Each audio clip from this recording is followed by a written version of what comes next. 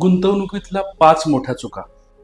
सर्वात पहिली म्हणजे गुंतवणूक आणि बचत यातला फरक आणि महागाई ह्या गोष्टी विचारात न घेता केलेली गुंतवणूक. दुसरी चूक इतरांचं बघून केलेली गुंतवणूक.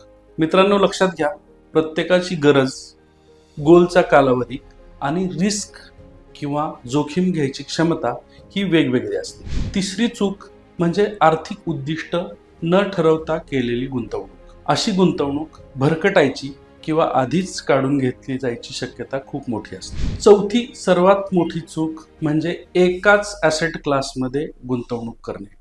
गुंतवणूक कालावधी, त्यातला परतावा, टॅक्सेशन, लिक्विडिटी या सर्व गोष्टी विचारात घेऊन इन्व्हेस्टमेंट डायव्हर्सिफाय करणं खूप गरजेचं आहे. पाचवी खूप मोठी चूक म्हणजे गुंतवणूक सुरू करण्यास उशीर करणं.